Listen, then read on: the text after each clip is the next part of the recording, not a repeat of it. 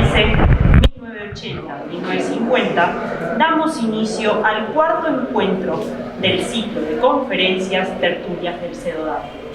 El día de hoy, la jornada estará titulada Nuevas tecnologías para la documentación del patrimonio. Presentamos ahora sí a quien nos acompaña en la mesa, el señor Martín Gutiérrez Viñuales. Él es ingeniero en acústica por la Universidad Austral de Chile. Posee además estudios complementarios en ingeniería eléctrica, en dirección de empresas y en gestión de turismo cultural. En el año 2014 fundó Soluciones Geoespaciales, una empresa dedicada a realizar inspecciones no invasivas utilizando tecnologías basadas en vehículos aéreos no tripulados. Él además ha utilizado técnicas de fotogrametría aérea para relevar diversos sitios arqueológicos, monumentos y edificios de valor patrimonial, obteniendo en el año 2016 la beca del Bicentenario otorgada por el Fondo Nacional de las Artes. Ahora sí, les pido un muy fuerte aplauso para él y los dejo con su presentación.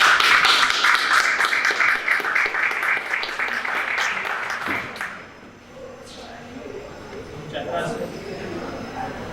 Los aplausos eran necesarios. Ahora sí. Bueno, como es una tertulia, voy a como es una tertulia, es una charla. Entonces vamos a charlar y en el momento que ustedes crean preciso interrumpirme, preguntarme o lo que sea, voy a estar encantado de hacerlo.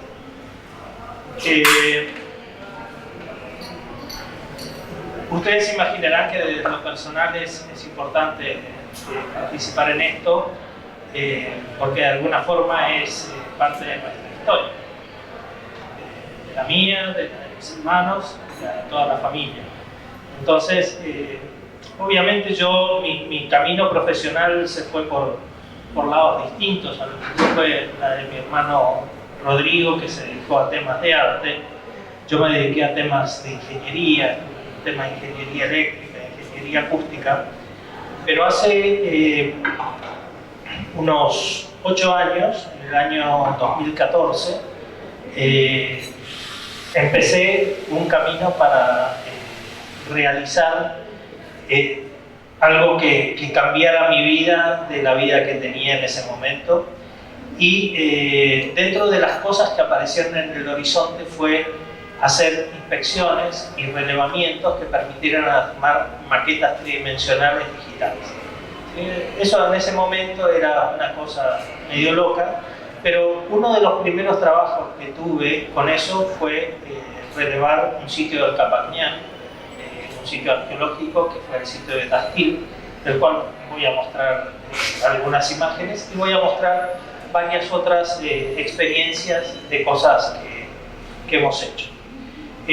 Esta charla tiene una parte donde de alguna forma cuento la historia de cómo evolucionaron las distintas técnicas para llegar a lo que hoy se puede hacer.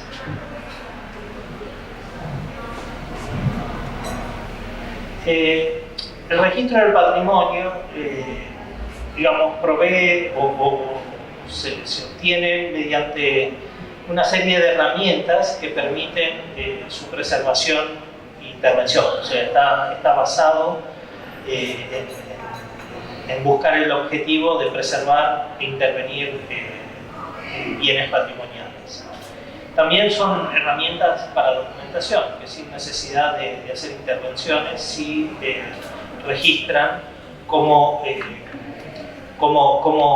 era un determinado bien en un determinado momento. También se hacen estudios de documentación y archivos, que es básicamente una de las cosas que el CEDODAL ha promovido. Se hacen relevamientos planimétricos, que son algunos de los relevamientos que hicimos en la década del 70 en Cusco. Hicimos porque yo también estuve sosteniendo la cinta métrica y viendo cómo se hacía y cómo se planteaba ese tipo de trabajos. Se hacen bosquejos, dibujos, estructuras, relevamientos fotográficos, análisis de materiales, registros de las líneas de base y estado de situación de los bienes. Una de las herramientas fundamentales para el registro del patrimonio se dio en el siglo XIX con el invento de la fotografía. La primera fotografía, sacada por Niepce en 1826, es una fotografía tomada desde una ventana que tuvo un tiempo de exposición de unas 8 horas. Por eso ustedes van a ver en esa fotografía que registra bienes patrimoniales de alguna forma, porque eran las edificaciones que se veían por esa ventana. Ustedes no van a ver sombras.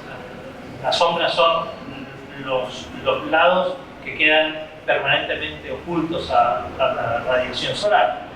¿Sí? No hay sombras proyectadas de esto. Pero bueno, este fue un invento y fue uno de los primeros inventos que permitió y que empezó a tener una velocidad de desarrollo importantísima. Obviamente, esto marcó una tendencia de costos crecientes para hacer estos relevamientos y además de desarrollar una versatilidad y portabilidad de los equipos para registrar. Acá tengo una foto de la época de la Primera Guerra. Es una foto donde una serie de miembros del ejército, perdón, no es de la Primera Guerra, es de la Revolución Rusa. Estos son de la Guardia Imperial Rusa. Son una serie de fotógrafos que tenía el ejército para registrar las acciones que había en los frentes contra los bolcheviques. Aquí vemos también una foto de la Segunda Guerra Mundial, donde un paisaje bucólico que se registra en una cámara en realidad esconde toda la tragedia atrás de la destrucción de edificios, de bombardeos, todo. Entonces, también es un registro patrimonial, porque aunque quizás la cámara que se ve en esa imagen registró un paisaje fabuloso, en realidad la otra está reflejando toda la tragedia que hay detrás de eso.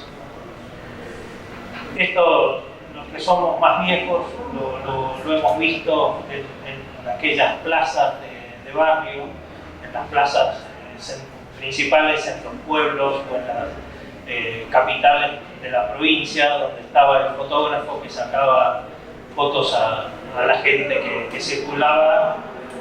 Falta nada más que el pony o la llama en el caso de Jujuy, pero bueno, es parte de lo que el registro fotográfico permitía dejar de lo que era el patrimonio, en este caso patrimonio inmaterial. Aquí tenemos a dos grandes fotógrafos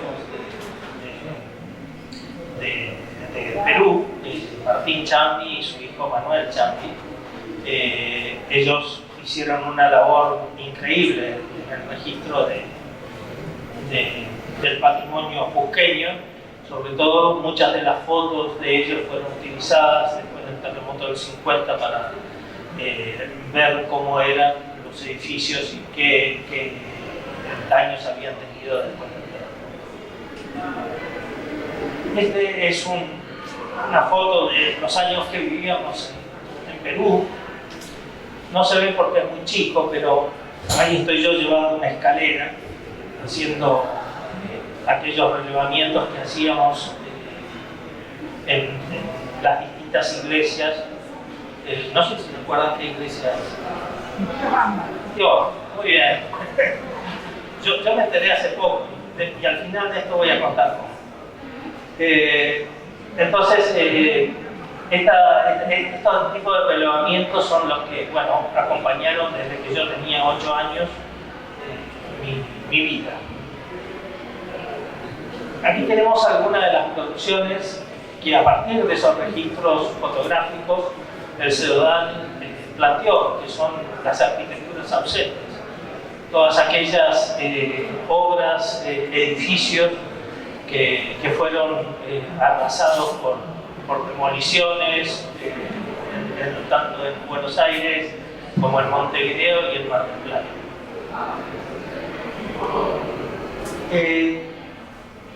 Muchas veces me preguntan qué es lo que hacemos o qué técnicas utilizamos para eso, y las técnicas que usamos nosotros para hacer relevamientos hoy son técnicas basadas en la fotogrametría.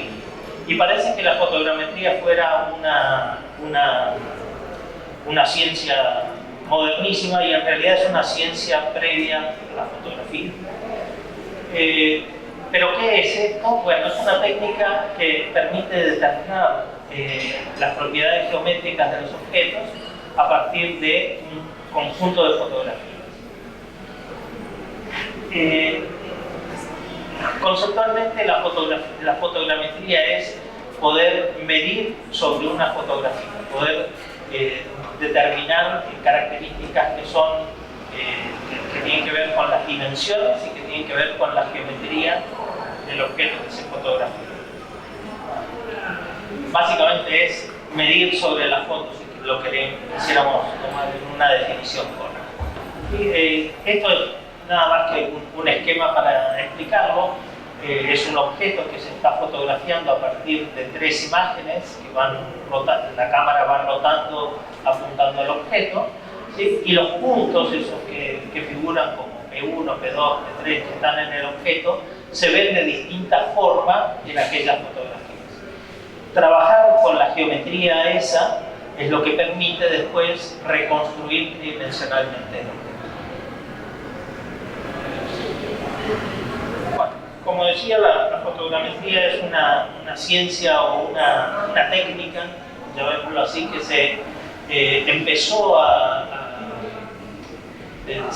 a esbozar en el siglo XVIII,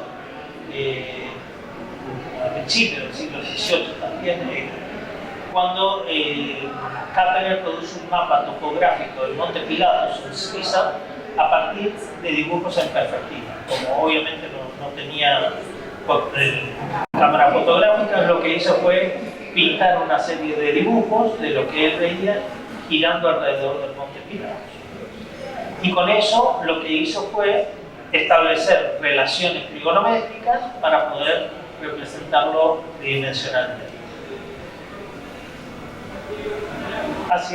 En la segunda mitad del siglo XVIII, Lambert desarrolla un sistema que es un procedimiento matemático y sistemático para hacer lo que se llama perspectiva libre, que es la base matemática de lo que fue o de lo que es hoy la fotografía.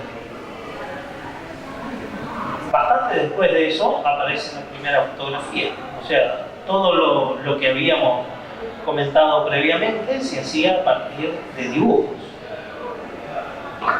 En 1832 se empieza a crear la visión estereoscópica, ¿sí? Que primero se hace con dibujos y después aparece, digamos, con la evolución de la fotografía, aparece la espectrofotografía, la estereofotografía, para poder ver el efecto estereoscópico de un objeto.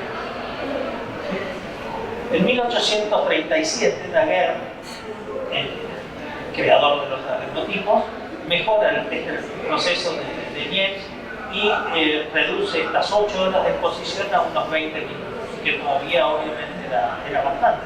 Mantener a un cristiano quieto 20 minutos para poder sacar una foto no era cosa fácil, y si eran niños era imposible.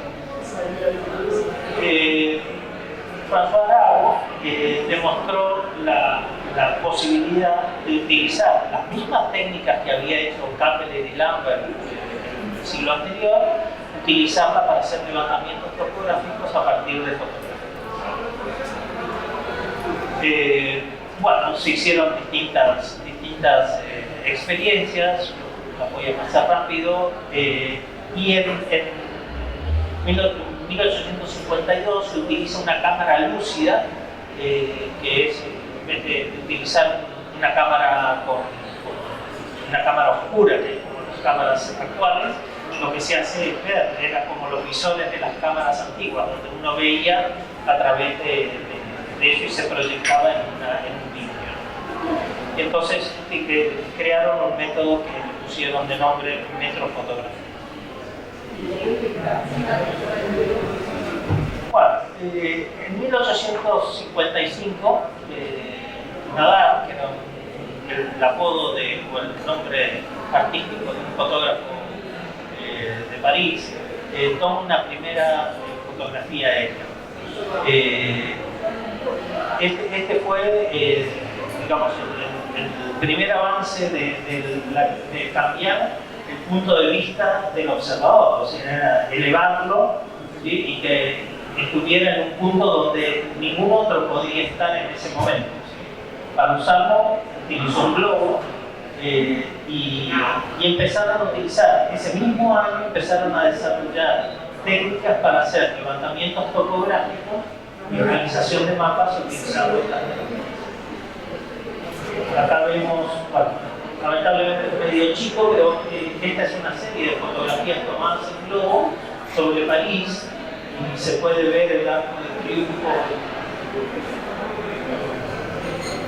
Y bueno, también en nuestro país se utilizó este hecho de cambiar el punto de vista. Durante la guerra de la Triple Alianza, Roberto Chodaczewski, que era militar de Polonia, se une al ejército de los aliados y empieza a hacer una serie de observaciones, no fotografía, no pintura, pero sí bosquejo. Y lo hace para ver más allá de lo que había del frente de batalla, entonces poder interpretar dónde estaba el enemigo, cómo se movía, cuáles eran las estrategias militares que utilizaban. Así trabajó en las batallas de Monfalcone, relevó el fuerte de Humaitá y trazó una serie de bosquejos como para establecer acciones militares sobre eso. Una anécdota chistosa es que los paraguayos del otro lado lo caricaturizaron esta acción, hicieron la famosa litografía de Malacá, donde ve a la gente, a Chodaczewski mirando desde el globo y todos los militares paraguayos dándole gracias. Queda registrado.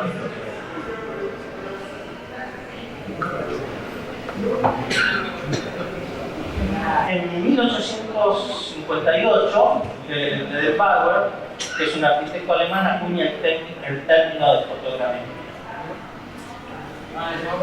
Bueno, y ahí empiezan a utilizarse una serie de instrumentos que quizás alguna vez los han visto, que son instrumentos basados a partir de fotografías estereoscópicas y toda una serie de máquinas mecánicas que permitían hacer el trazado de las topografías.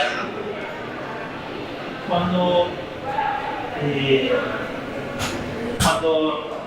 comienza la era de la computación, a partir de 1960, todos los cálculos trigonométricos pasan a ser, se los pasan a la computadora, que eran los medios de ejecutar.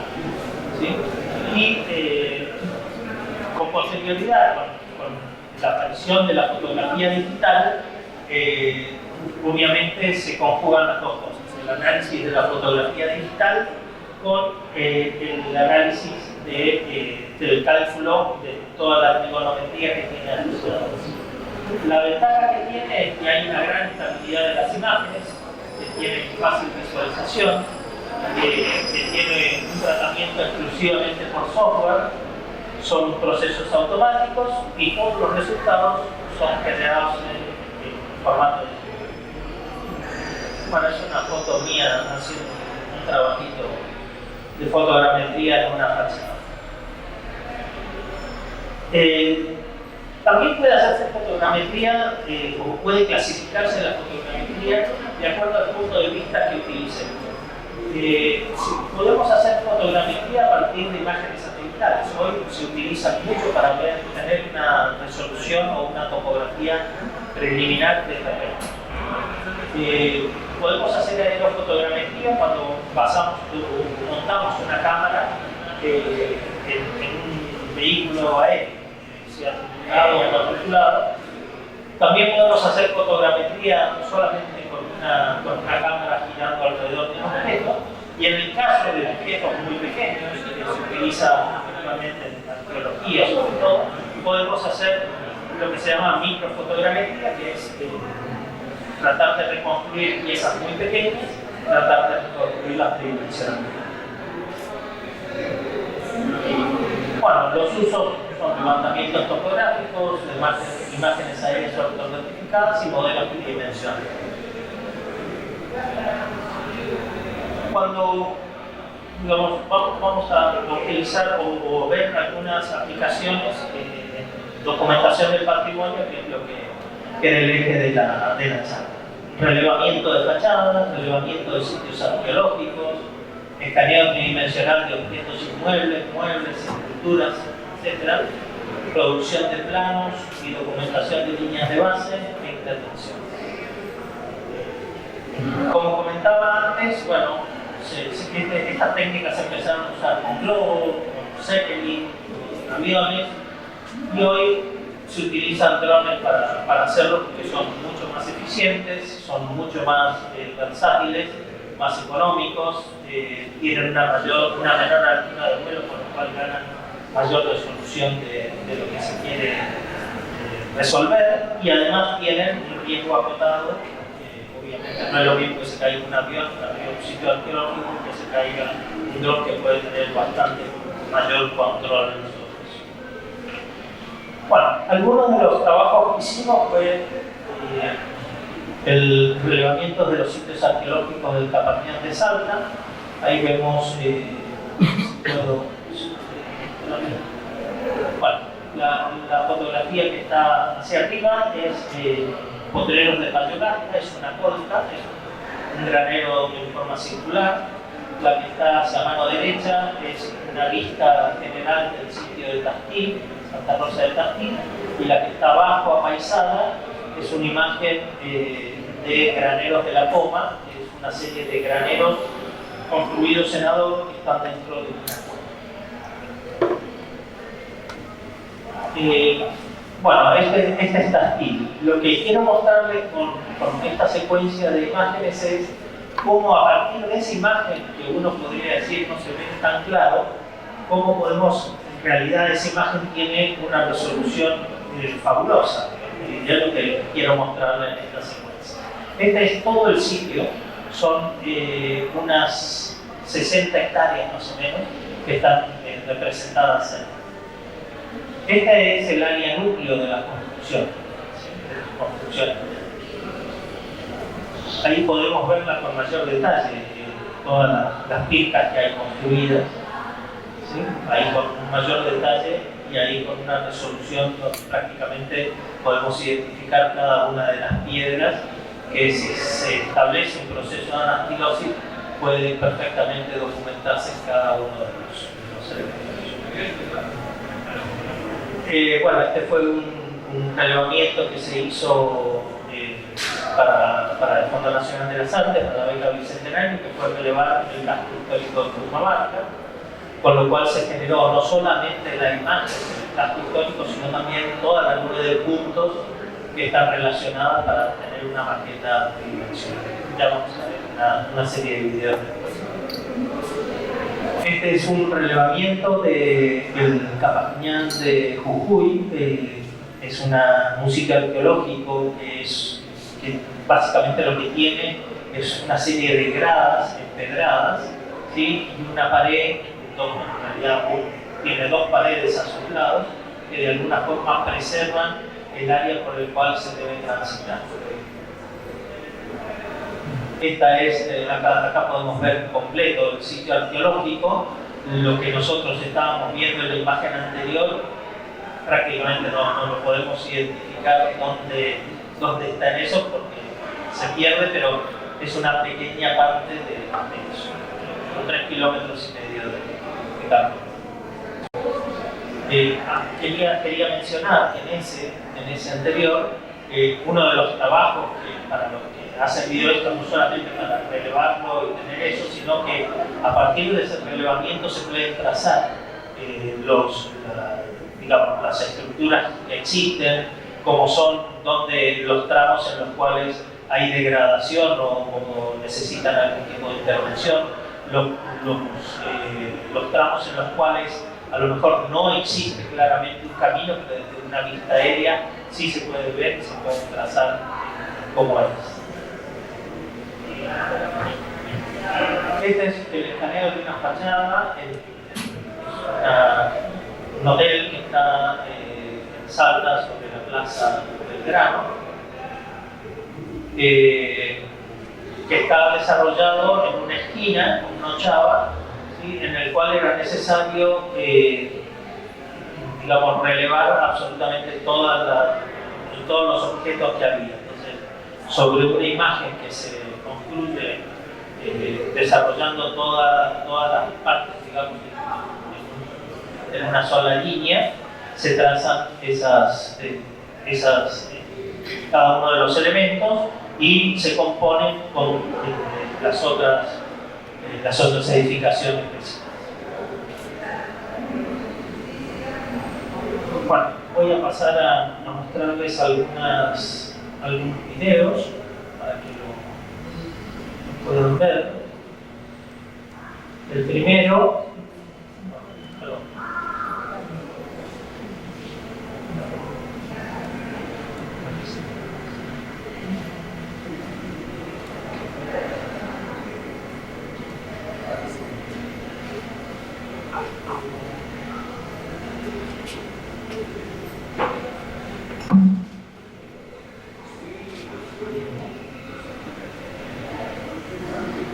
este es el trabajo sobre curvamarca sobre el casco.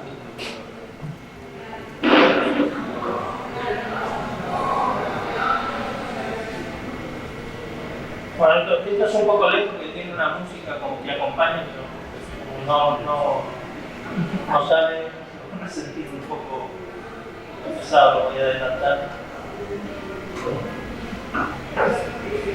Para dar una idea de lo que es una maqueta digital.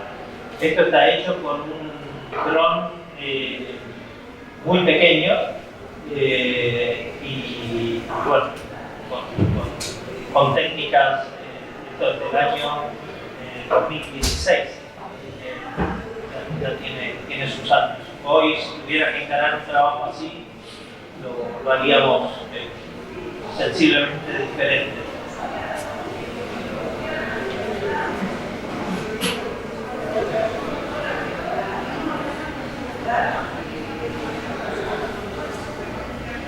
Da una idea de un recorrido sobre el pueblo.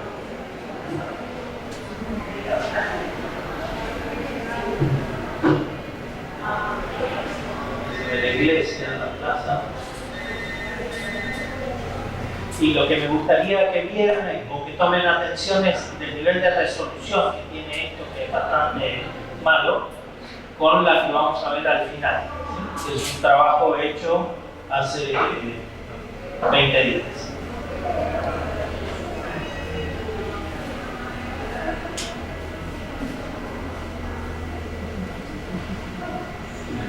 Vamos a mostrar el llevamiento de la capacidad de Jujuy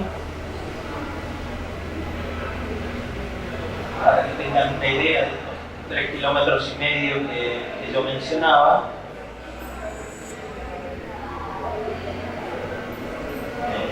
Esa es la geografía. Ahí pueden ver las dos paredes que acompañan todo el trazado.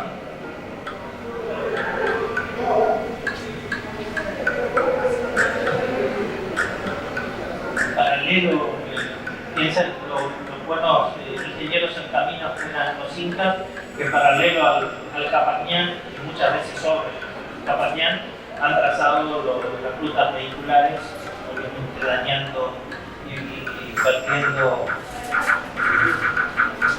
haciendo perder el patrimonio.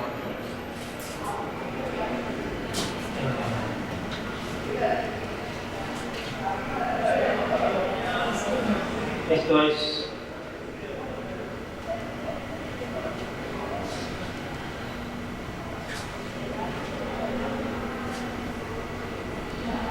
Tafil.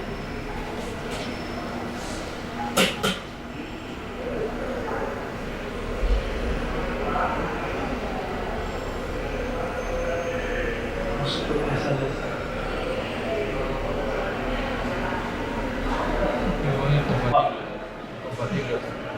Será algo.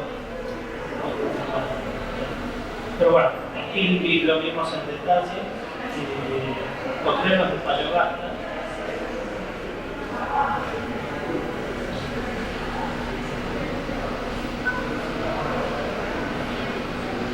Ahí ven las coltas que yo les mostraba en una foto. Ese es el modelo ya, el modelo digital, y eso es un renderizado sobre el modelo digital.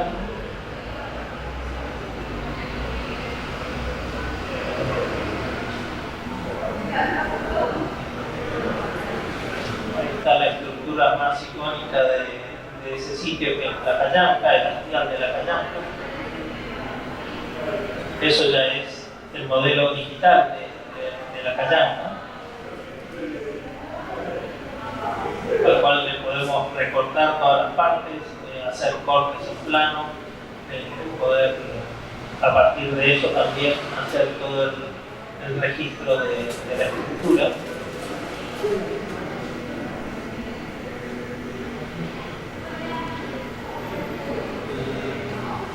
Después yo mencionaba que también es posible hacer modelados de esculturas, de ese tipo de cosas. Voy a mostrar una escultura de un San Salvador, que si bien es una escultura moderna, en realidad es un modelo de una escultura que quieren hacer, un modelo a escala.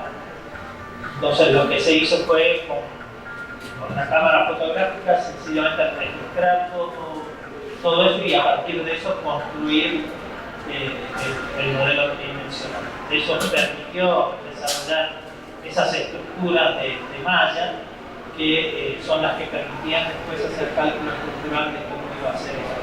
Imagínense, esto es como un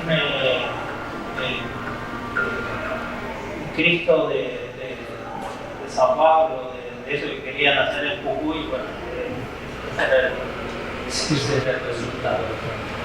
Después acá tienen uno sobre el monumento a los héroes de la independencia, que está en Humahuaca.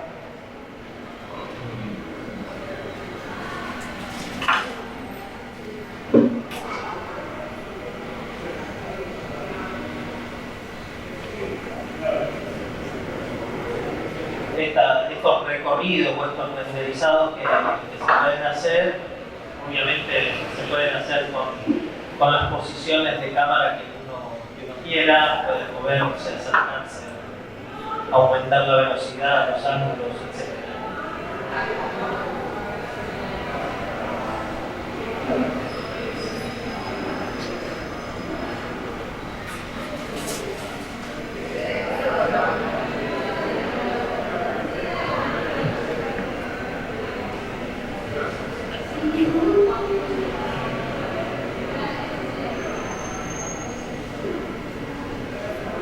Y este es el pueblo de Casabindo. Esta es una filmación, no es un modelo construido, solamente para tomar dimensión del lugar, cómo es el pueblo en este momento. Esta es una filmación de, como decía, unos 20 días, un mes.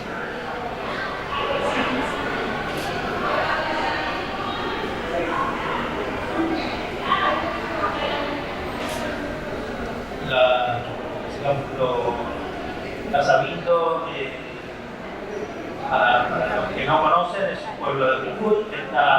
Es el único pueblo en el cual se hacen corridas de toros una vez al año, el 15 de agosto para la fiesta de la Virgen, y donde no hay un sacrificio del toro, sino que la estrategia es sacarle la vincha del toro, y quien se la saca se la da a la Virgen en forma de cumplir alguna promesa.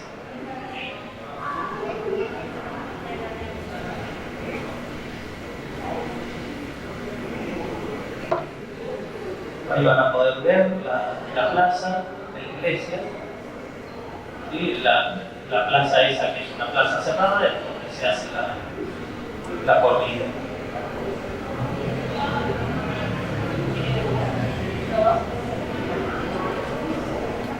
Y esto era solamente para mostrarles como introducción a la estructura de la iglesia, a la cual se le hizo un renderizado, una nube de puntos.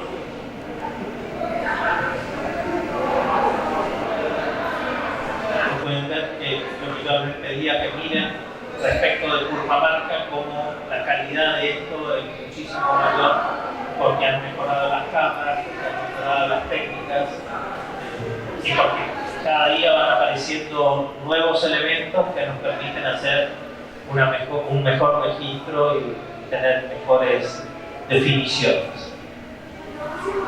Bueno, esto ya el video se pixela, pero el modelo es cada punto de esto representa 1 centímetro, o sea, cada puntito es 1 centímetro. Y bueno, volviendo a la presentación, se cerró para cerrar.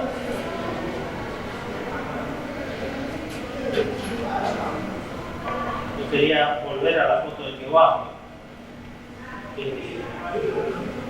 porque esta foto yo tenía la duda qué iglesia era. Yo tenía 8 años, no me acordaba, no sabía dónde era. Entonces un día busqué en Google con Lens y me salía esta foto de al lado, ¿sí?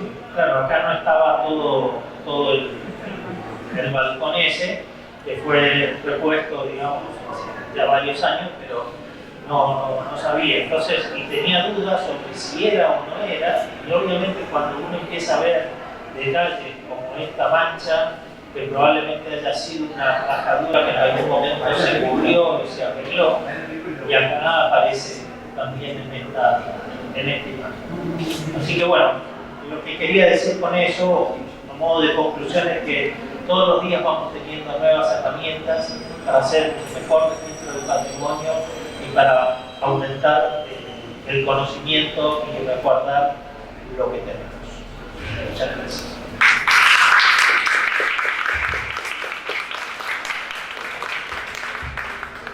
Ahora sí, en nombre de la Biblioteca del Congreso de la Nación, te queremos agradecer, Martín, por tan enriquecedora presentación, y quiero invitarlos a todos ustedes, si alguno tiene una inquietud, un comentario o quiere hacerle alguna pregunta al orador del día, por favor.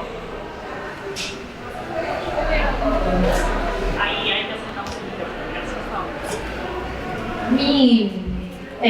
Me da curiosidad qué programas de edición se usa para armar todas las maquetas digitales. Hay varios programas.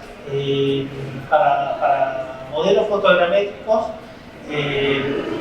hay varios, algunos que se llaman Open Drone Source, hay otros que se llaman Pixar-D, que es el que usamos nosotros, hay otros que se llaman Metashape, o sea, hay varios distintos tipos de software. Nosotros hemos utilizado Pixar-D porque ha sido al que mejor le hemos agarrado la mano.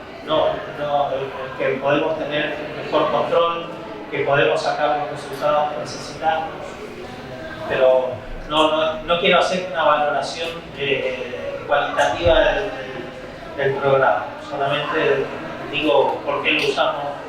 Por eso.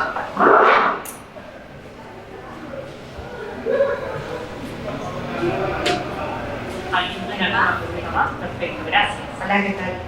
Bueno, muchas gracias, maravilloso. Yo me preguntaba si este tipo de fotos podría ser como un escalón primario para, por ejemplo, no sé, producir animaciones o realidad aumentada, o yo igualmente pregunto, llegué un poquito tarde a la presentación, por ahí ya lo comentaste, pero a mí me parece que esto tiene un potencial enorme. Sí, Más allá de viajar con la computadora, nada más. justo vengo de estos días de haber estado reunidos en Lima con gente que hace producción de videos, y una de las cosas que estábamos viendo, buscando y tratando es de qué forma introducimos a esta nube de puntos, que es la base para ese tipo de animación, cómo le montamos encima otros elementos que permitan tener una lectura más accesible al público, que pudieran, por ejemplo, decir, bueno, a ver, hay alguien que no puede llegar hasta Casabindo a ver la iglesia, pero que sí podríamos mostrárselo y podríamos introducir distintos elementos, por ejemplo, cómo es el recorrido de los toros. Hay un recorrido específico que hacen los toros hasta salir a la plaza, ¿sí? Eso se podría combinar con fotos, combinar con música, porque están los seminantes, que son toda una procesión que se hace previa a la corrida. Estoy hablando sobre un tema y las miles de posibilidades que pueden aparecer sobre eso.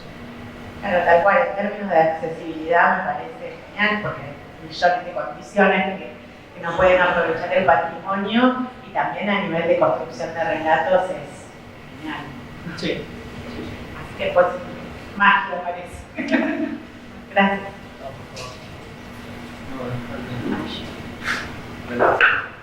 Señor Cor.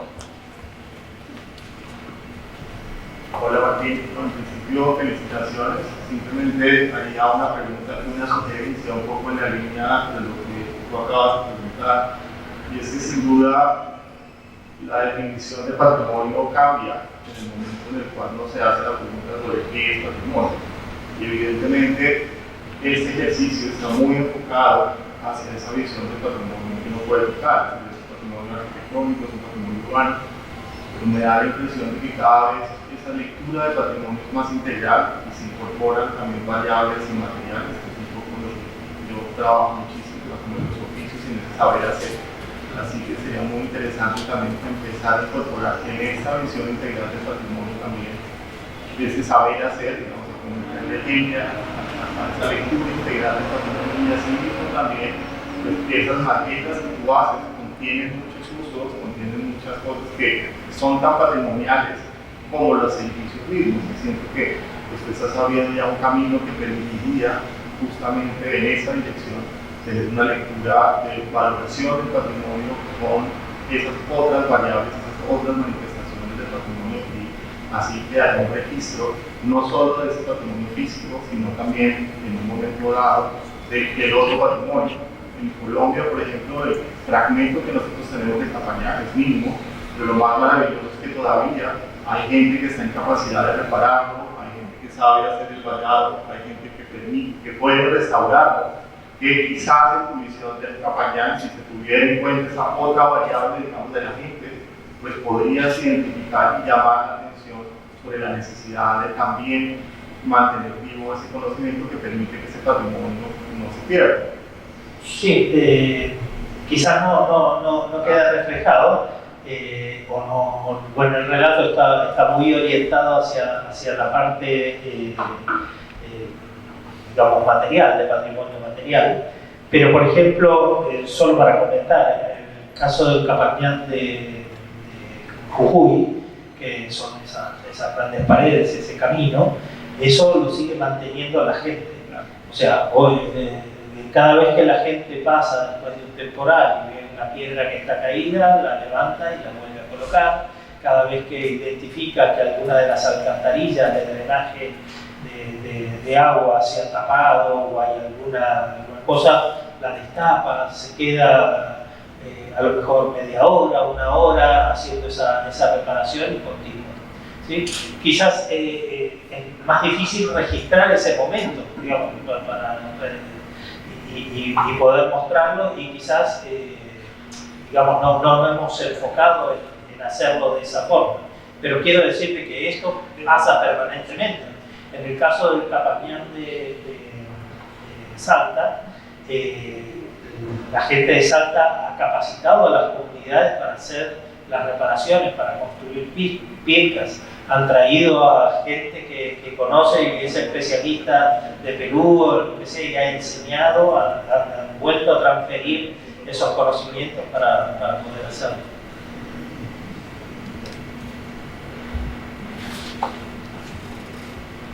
Sí, yo quisiera señalar dos cosas que son en cuanto al buen mantenimiento del patrimonio, que esto permite hacerse sin tener que, prácticamente, sin tener que sacar a la gente. Cuando hiciste eso del monumento de Humahuaca, había gente caminando ahí abajo y todo, y el trabajo se iba haciendo sin tener que cortar, sin tener que sacar a la gente, sin tener que decir, acá no se pasa por 2 horas porque tenemos que hacer esto. Y el otro tema es que ese trabajo de edición y de esto tampoco es invasivo sobre el edificio. Es decir, uno puede encontrar, por ejemplo, el tema de la grieta, como viste ahí, o arriba del techo, los problemas que hay, sin tener que ir a pisar ese lugar, sin tener que ir a romperlo. Me parece que esos son dos bondades muy grandes que cambian totalmente la forma en que nosotros medíamos y documentábamos esas cosas anteriormente. Nosotros no necesitamos ir a empujar, a pisar, a toquetear cosas. Sí, y creo que la otra ventaja que aparece ahí, y por eso es importante el registro de las líneas base, es de que uno puede repetir exactamente la misma inspección en el tiempo, con lo cual uno puede tener las fotografías en el tiempo de qué es lo que ha pasado, qué cosas se han degradado, qué cosas se han cambiado, porque puede hacer exactamente la misma toma.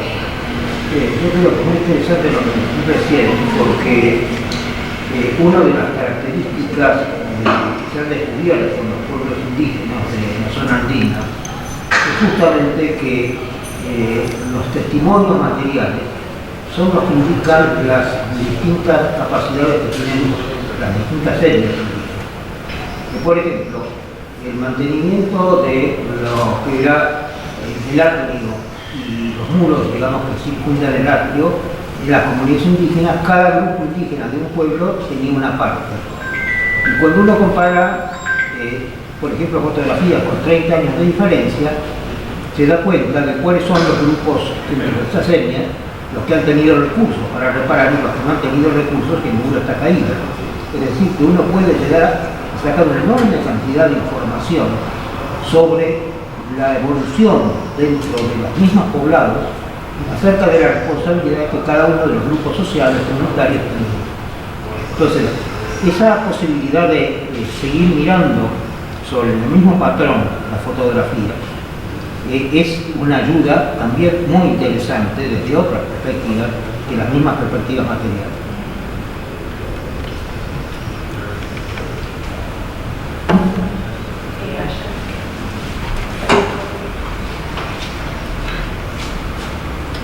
Sí, lo mío no es una pregunta, es una disculpa y un agradecimiento.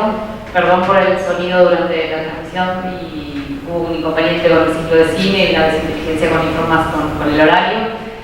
Y un agradecimiento porque a pesar de todo eso la presentación fue impecable y los que no somos del ámbito nos llevamos una idea bastante renovada de lo que fue la tecnología con la mejoración del patrimonio. Así que Martín, muchísimas gracias. Les pido por favor muy fuerte aplauso para